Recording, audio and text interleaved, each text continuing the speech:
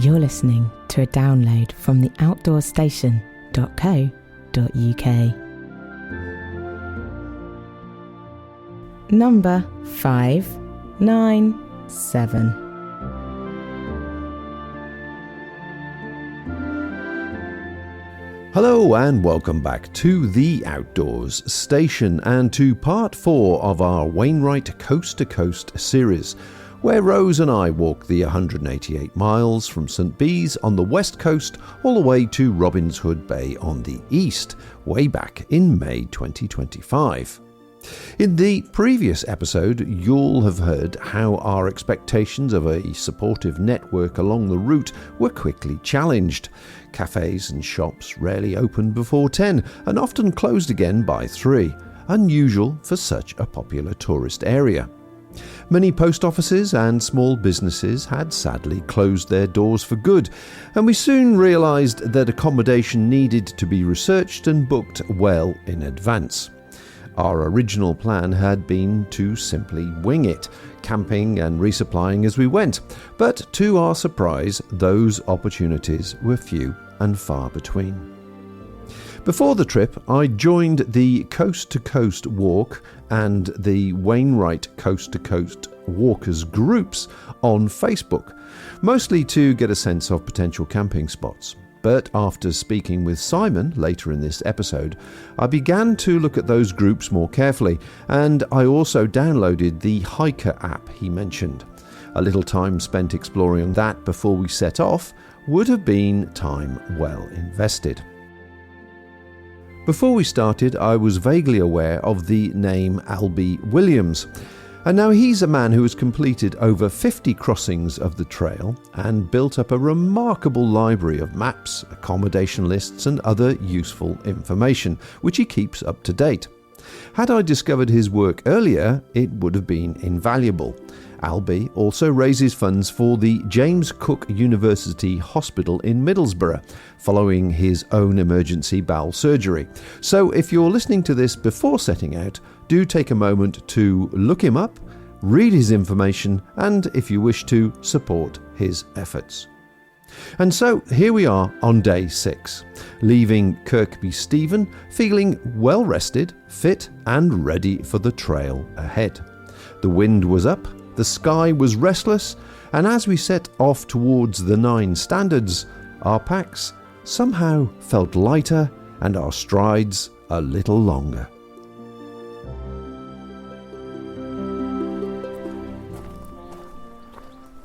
It's the start of day 6, just gone 9 a.m. It is a Sunday and we're just leaving the metropolis that is Kirkby Stephen after a well-needed rest and battery recharge, mentally and physically. Do we feel guilty about skipping the last 20 miles? Yeah, a little bit. Yeah, slightly, but not enough to go back and do it again. And to be honest, because we've only got the 12 days, I think we'd have had to have done a leap somewhere. And as we were so tired, and it was raining, and it was boggy, and moorland, I think that was quite a good section to skip. We can always come back and do that again. The guest house where we managed to get a cancellation with the hostess Carol was absolutely fantastic. And her attention to detail for everything and care about how we were, what we needed, washing and all the rest of it was second to none, and it was worth every penny of the 130 odd pounds, plus a few extras for the washing and sandwiches for today. Forecast today is, well, it looks like there's a storm coming in various forms. Depends where you look, but winds up to 20 miles an hour, gusting up to 40 miles an hour, according to the Met weather forecast. Plenty of rain to go with it. And we did think this morning that, although the last 5 days we've been humping our wet weather clothes and associated extra insulation layers with us for no good reason because the weather's been so good, if we haven't used it by the end of this week, then we've definitely made some serious mistakes with our calculations. Talking this morning, we both agreed that we've really forgotten a lot of the things that we'd learned over the last 20 odd years due to this last 5-6 year gap, and it's been a harsh reminder that we perhaps should have been more ruthless on certain sections or selections of our equipment, and also preparation for the trip itself. As regards resupply, that has been the killer. Even the people in the guest house today, the other Sherpa based walkers, were saying resupply has been much harder than they thought. Yeah, they expected more coffee shops along the way. They said that what they read up, it was basically a pub crawl. A walking and pub crawl. Yeah, it's fairly easy, and what a shock it had been. But to be fair, they also said they reread the Facebook pages themselves today and realised it was all the second section, not the first section. So, yes, we'll cover that in more detail later. So we've got 2 short days for various reasons. So today we're just going to Keld via the 9 standards, which I'm really looking forward to seeing. Which is what, 12 miles? 11-12 miles, yeah. So a short day, hopefully. And I've got fond memories of staying at the campsite at Keld when I did the Pill and Woe with Pip. So it'd be nice to go back to that area again. And then from there, another short day.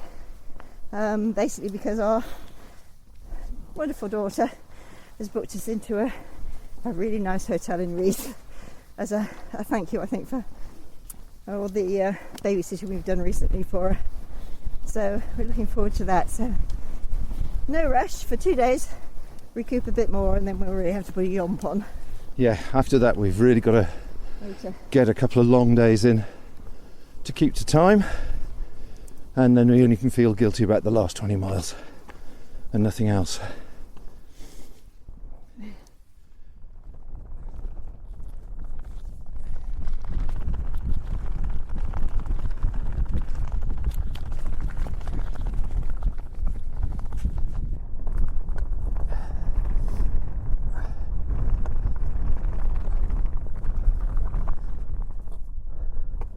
So we're almost at the end of the climb from Kirkby Stephen.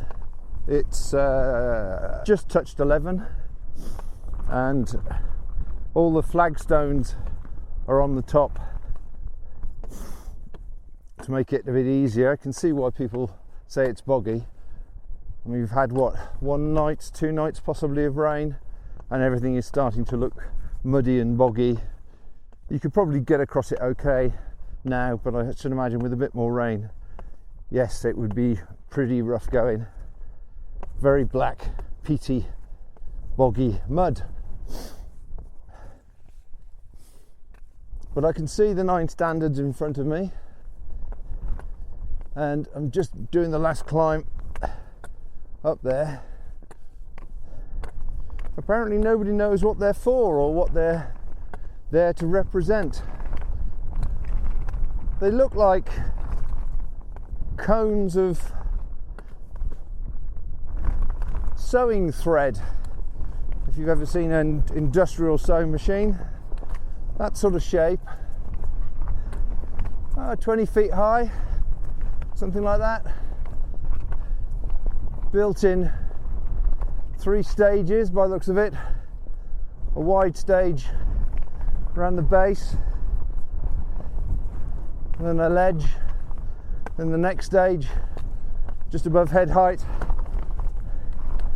then the next stage above that.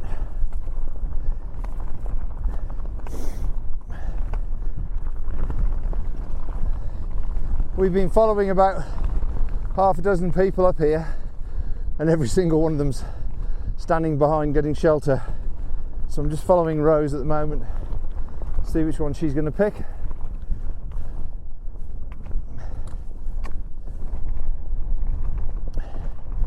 Yeah, interesting. 1, 2, 3, 4, 5, 6, 7, 1, 2, 3, 4, 5, 6, 7, 8. 8 of them are conical and 1 of them square. Interesting.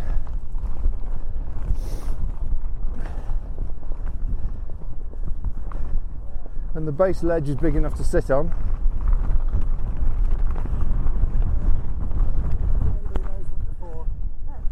People say they're boundary or a mock camp or something, don't they? I don't think anybody really knows. No, Good structure there. I mean, amazing, isn't it? last the test of time, didn't they? Whatever they were. Well, somebody had to carry the stone up here. Yeah. They had a couple. Yeah. Right. We off that way? Yeah. Bye. You got blown off my feet. That's a good bit of a blow. Surprising what shelter this is, just behind that stone. Yeah, it's nice, isn't it?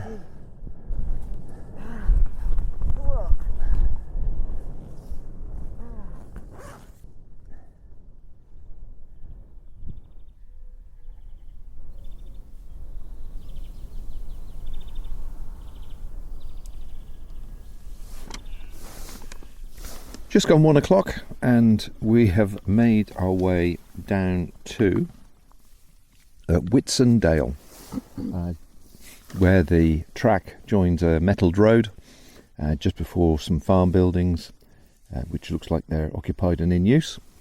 And we're nestled behind the wall just right next to the cattle grid, and we're joined by 2 hens and a cockerel, who are quite happily eating any of our leftovers from our fabulous packed lunch, which we brought with us from the guest house. Done well today. It was very, very windy on the top. It was a good yump past the 9 standard rigs, and everybody that was up there was sheltered behind them, as you probably heard.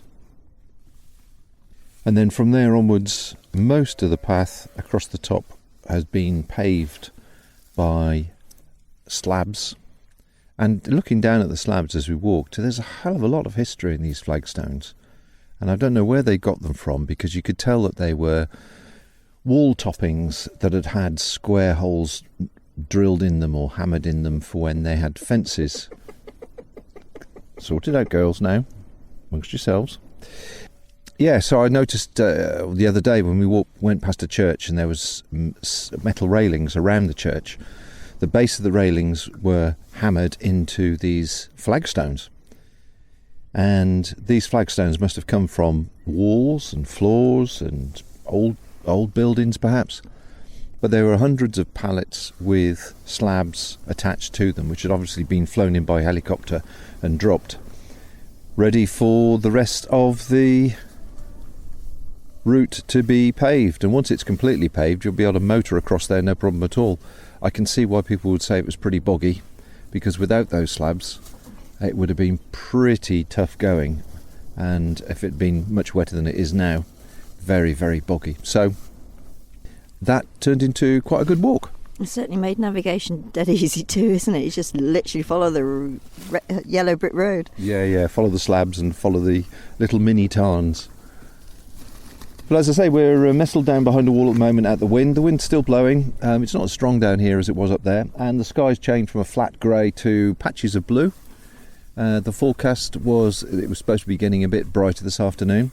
So once we get down to the campsite, we will take advantage of the tea room and perhaps wait until the weather is just about right and find a good spot to pitch. Rose has been to this campsite before, so she knows all about it. So I'm looking forward to seeing some of her history when she did her walk on the Pennine Way with the dog. So without any more ado, we will crack on, having rested for 10 minutes with these sandwiches, and speak to you later.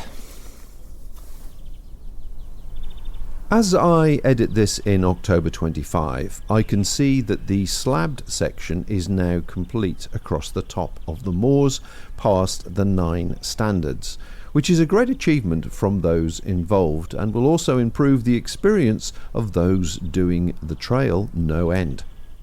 My only caveat would be, in icy conditions, it could be a bit slippery underfoot.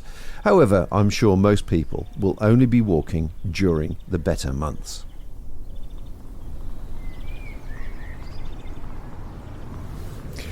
Just gone 3 o'clock and we made it down to Keld and Rukins campsite. £10 a head. very reasonable, spread out quite a bit. There's sort of three different areas of camping, and somewhere in the middle of it is a car park and toilet block, etc. So we've decided to camp down by the riverside, which is sort of the flattish bit really, and although it's quite nice to be tucked away down here, it is a fair walk to the toilet, so we need to take that into account. But looking at the rest of the site, it's probably the flattest area. And lo and behold, we bumped into Simon, who was the person we met on our first night. So I'll be having a word with Simon in a second to see how he's got on with the route so far. There's also a lady here from Estonia, I understand, as well, so I'm hoping to catch her as well and see her impressions of the walk. But today was a fairly straightforward walk really, but incredibly blowy on the top, and the 9 standards are one of those curiosities that's got lots of people wondering what they were actually built for, to celebrate, to do, what function they had. Yeah, quite a lot of people think they were just a marker dividing between 2 areas of Yorkshire and the Dales. So there's a real mixture of theories. No one quite knows, but they reckon they're about at least 500 years old. They've been, they're on some old maps, aren't they, and things. And apparently from an aerial view, you can see a rectangular shaped foundation around them, and they're set diagonally across. But there's people who've done some restoration work on them, and apparently you get such a view there. The other thing about it, apparently, it's the Watershed area. All the rivers from one side run into the Irish Sea, and all the rivers divide and go the other way. So it's like, quite important. Although today it was so windy, I don't think you could tell any which way the rivers were running. No, nobody was really staying up there that long, weren't they? They got up there, caught their breath from behind one, and took a picture, and then carried on. And then the rest of the walk really has just been beautiful undulating dales. You definitely know that you're in a different area now, completely different landscape to the Lake District. Much more undulating. The stone wall structure are still prevalent, but they're a different type of design to the stone walls. And there's these scattered stone barns everywhere, which sort of look disused, but history would have it that in years gone by, this is where they would put the animals, the cattle, during winter, and have the feed above, and they would live above and drop the feed down to the animals, and obviously the animals would be keeping them warm as such, but the smell might have been somewhat unique. Yeah. But yeah, there's definitely a landscape. We also went past the Yorkshire Shepherdess's farm. Didn't see her, but it was quite interesting. We could hear peacocks there too. I don't know if she's got peacocks. Yeah, it looks... Where we stopped for lunch, wasn't it, really? We didn't realise till afterwards, and then went, oh, yeah. Yes, indeed. Bit of a tip, wasn't it, really? The TV crew wasn't there. No, the smashed up Land Rover and a few other piles of junk. Yeah, it was could do with a little bit of a clean-up, but there was also some interesting parts there as well. So we then made our way along the path until we hit the road, and then it was a kilometre or so on the road, and then we dropped down to Rukins, and as I say, £10 a head. Nice little shop here actually. You could get a lot of basics quite happily to eat if you were stuck. There is a cafe as well. They've got a small cafe here, but there's also one at the top of the hill, which I think is a bit more substantial. But yeah, if you were picking supplies up, if we were picking supplies up, we could actually stock up in bars and a few instant meals and things here. But as luck would have it, we don't need to. Tomorrow is another short day and a little bit of luxury at the end of it.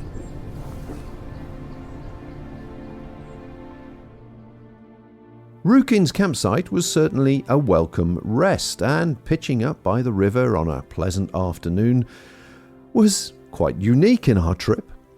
A pleasant change to finish so early in the day.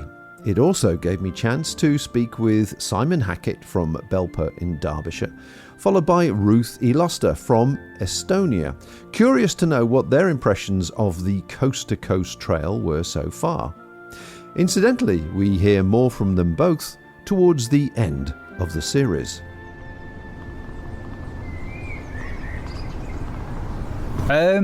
It's stunning. It's a lot quieter than the peaks in Derbyshire. It's been hard underfoot, very stony, going up and down those mountains. I did the Pennine Way last year. That was a lot boggier, but boggy is soft underfoot. So it's what do you prefer? Do you prefer getting your feet in bogs or the pounding of the stones? But yeah, it's been pretty. I think the weather can often make a big difference, and it's been really hot, but not too hot. I've had a sun hoodie on, which worked well. Funny enough, I brought a sun hoodie and I tried it for the first time, and I just found it too hot somehow, too sweaty.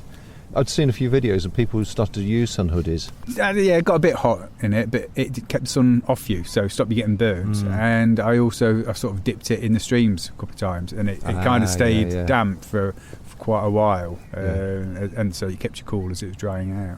Okay, so the question I would ask is, the route that we've taken in this weather, as hard as it has actually been pleasant enough. It's been dry underfoot. Clarity has been good, the sky's been nice, there's been a cool breeze. Yes, it's been tough going. How do you think it would have been had it been miserable weather? It would have been miserable. I'm not great when the weather's bad. I just think, why am I doing this?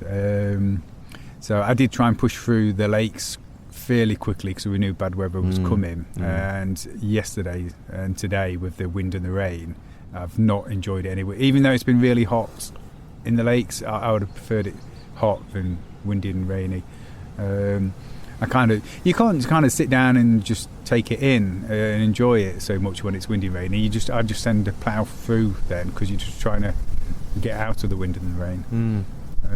You can't just find a nice grassy spot and chill out. So, and talking about chilling out then, where have you stayed these 5-6 nights en route? Because that would be really interesting for the listeners, because we've struggled trying to find sites, and from talking to you, you sounded like you've had some really good overnights.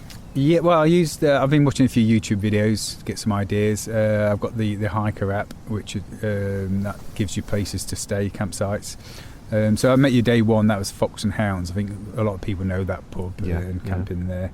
So day 2 was Chapel House Farm, which Rothwaite, I think it's pronounced.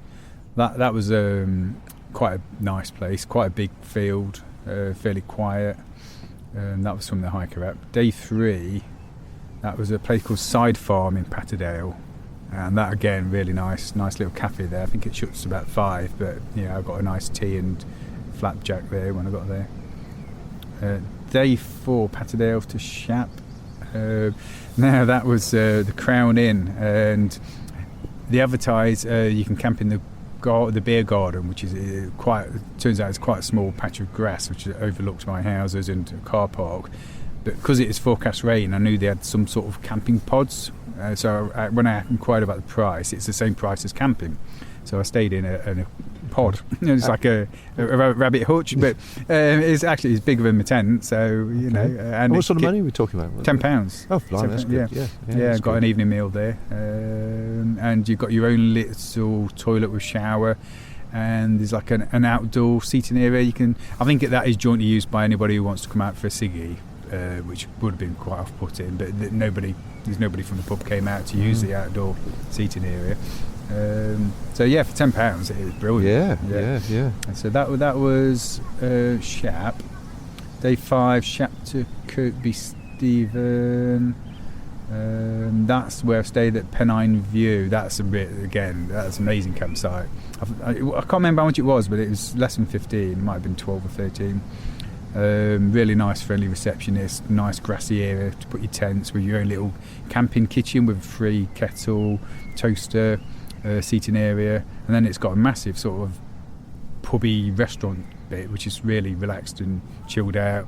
You just go in for a drink, and then I ordered some food there, and spent a couple of hours in there.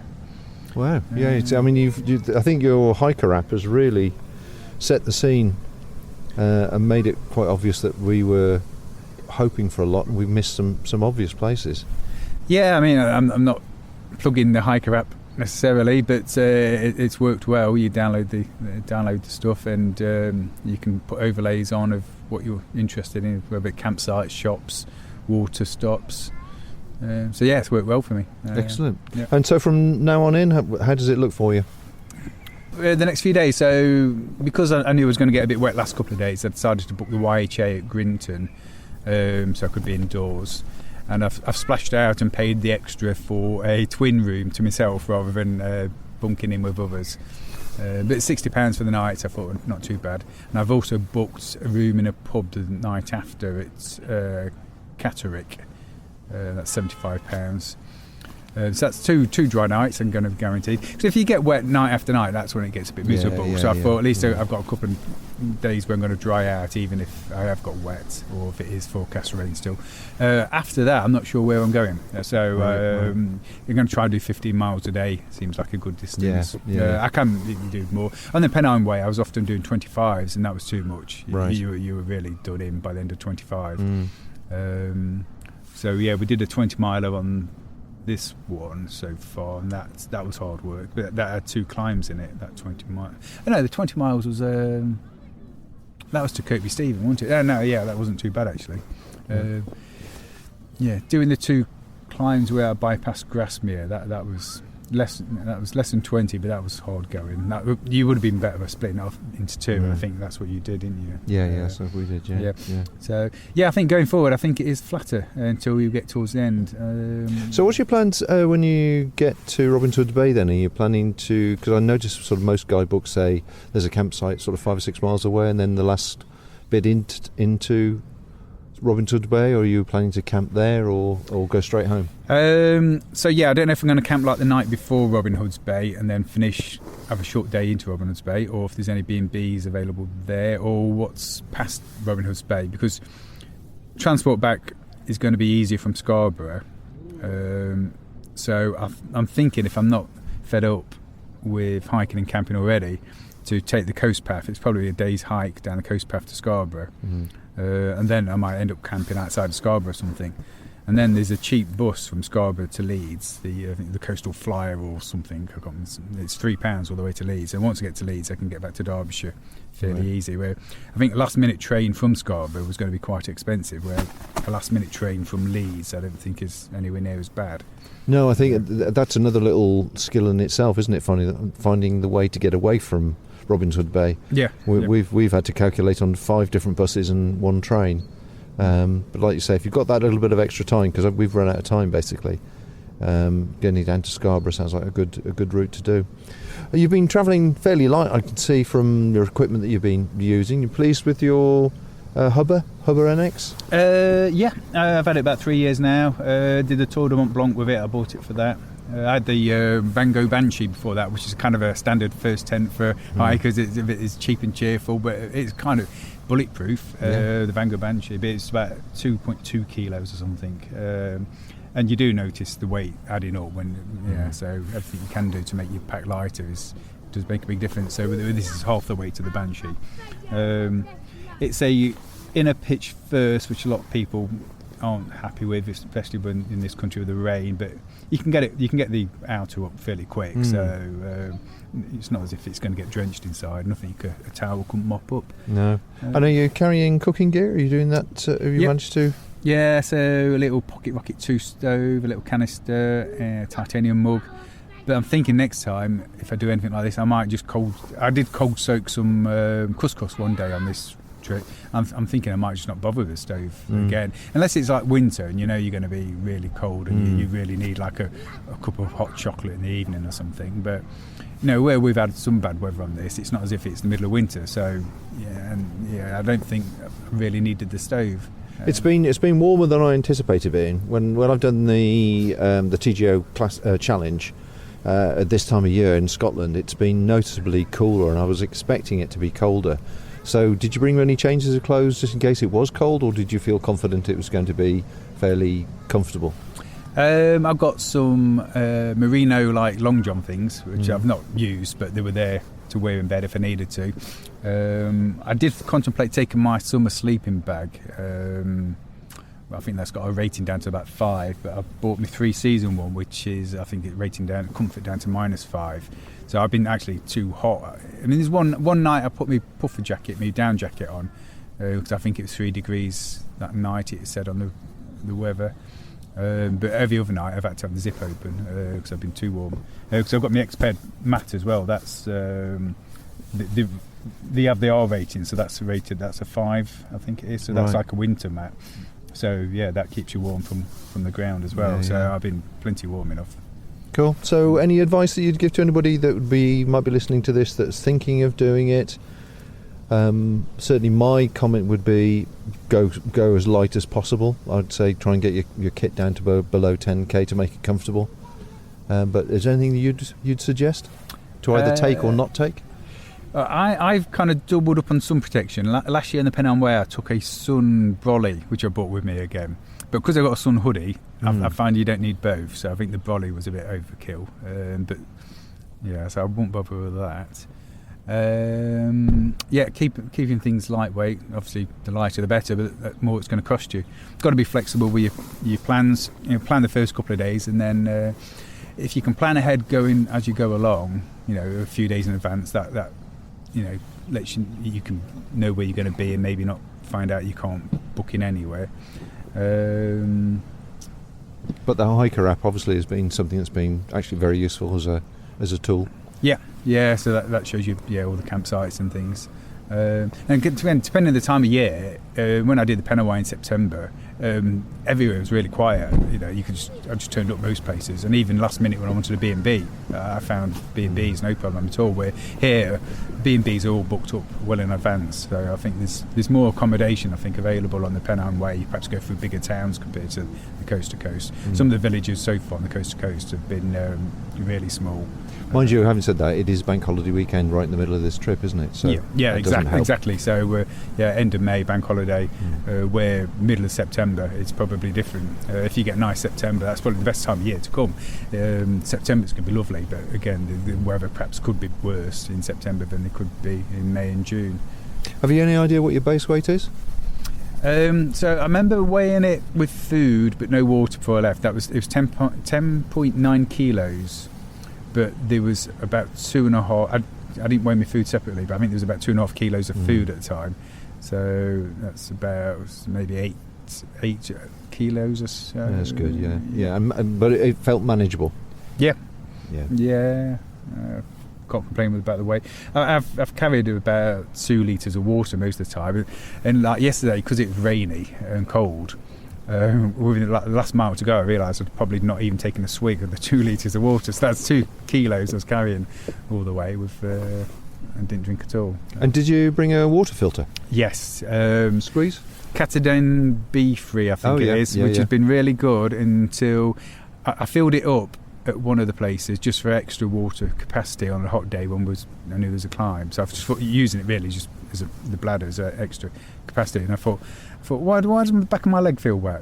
And then I realised that somehow I punctured the bladder. So where if you had a soil squeeze, you can put that onto anything else. Where this filter now is, I can't really put it onto anything else. So I mean, in an emergency, it would perhaps still have worked. It would still filter water, but it had been squirting out the side. So I don't know how it got the puncture, or when it got the puncture. It must have been towards the end of the Pennine Way, maybe.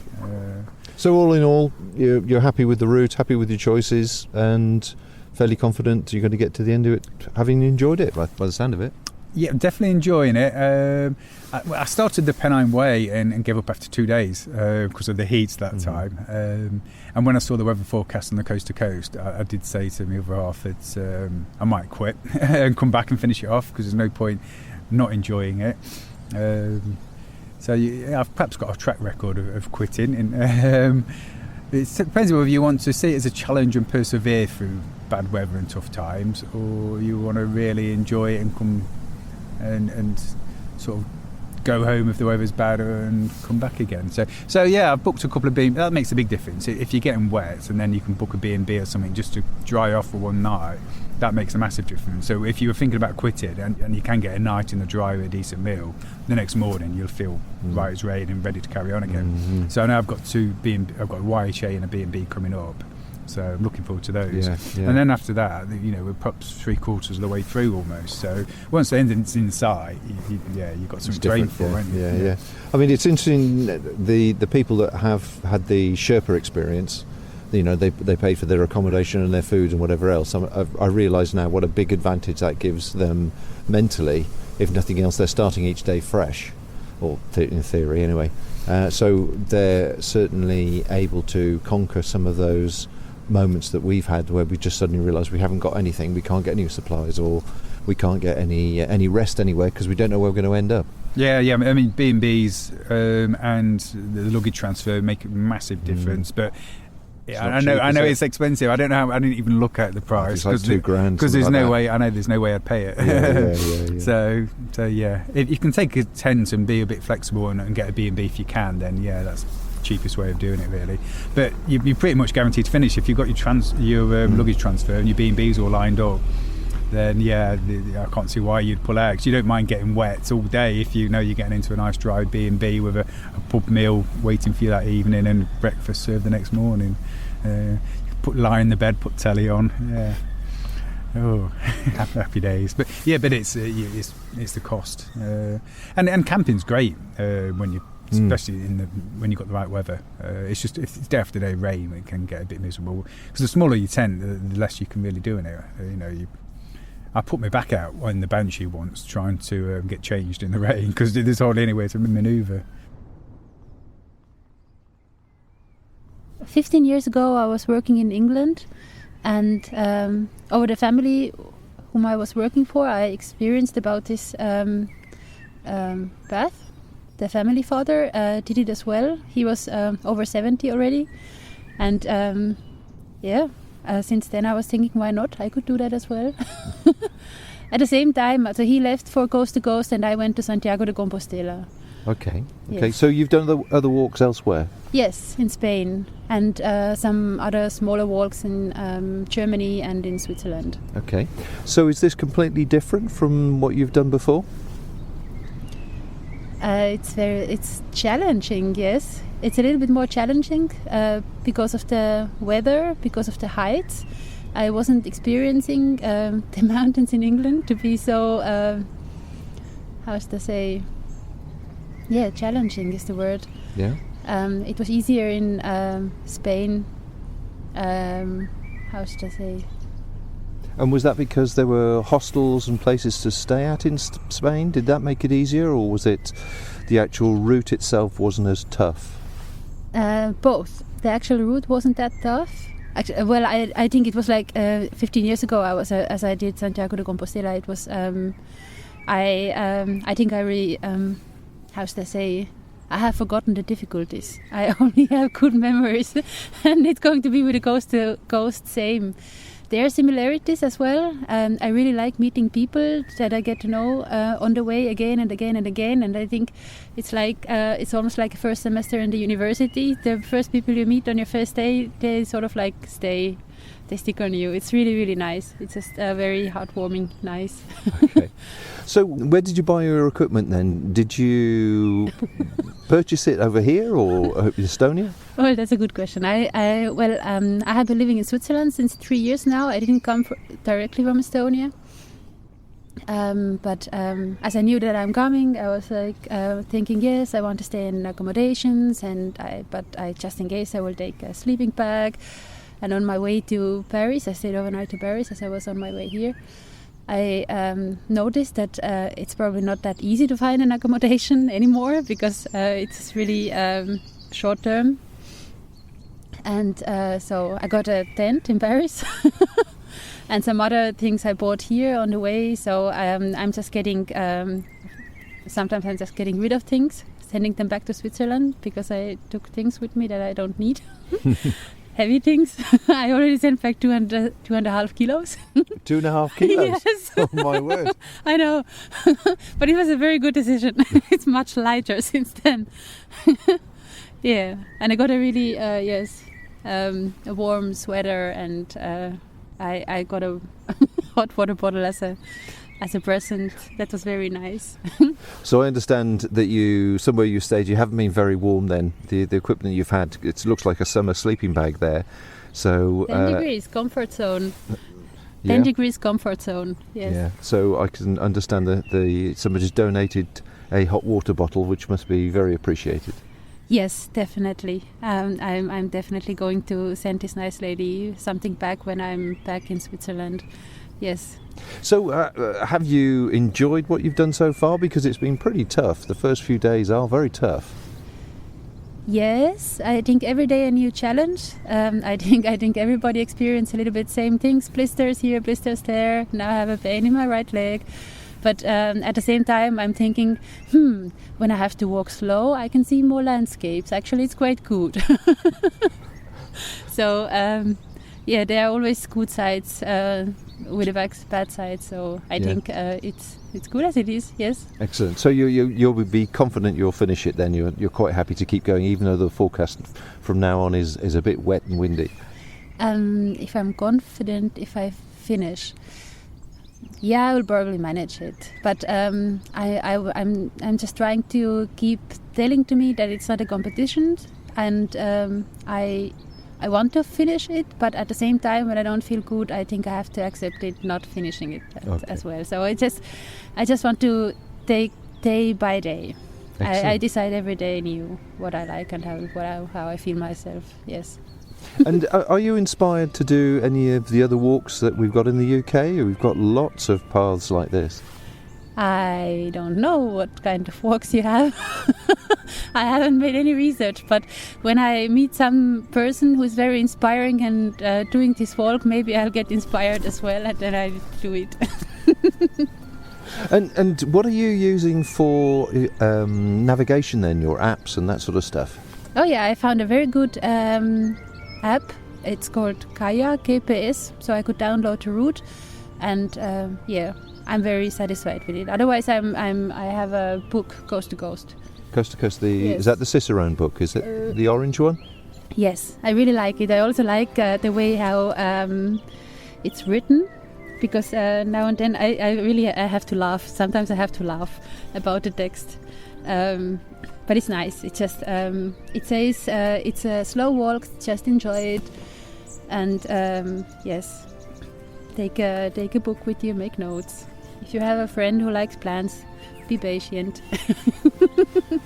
So I really, really like the way the book is written. Thanks once again for listening to this podcast. We always appreciate your company on these journeys. If you've enjoyed this episode, please do leave a comment or a bit of feedback wherever you're listening. And if you know someone who's thinking about tackling the coast to coast one day, feel free to share the link with them. It might just help them along the way. You'll see in our podcast listening that we've been doing this for over 20 years now, with nearly 600 episodes in our back catalogue, all connected in one way or another to the world of self-powered travel. There's a wealth of stories, tips and outdoor adventures there if you fancy exploring further. In the next episode, we'll be covering days 7 and 8, including a night of well-earned luxury accommodation and another at what we both agreed was the best campsite on the entire coast to coast. Until next time, of course, take care out there, folks, and bye for now. Thank you for listening to this podcast. To hear or see more from our extensive free library, please visit theoutdoorstation.co.uk.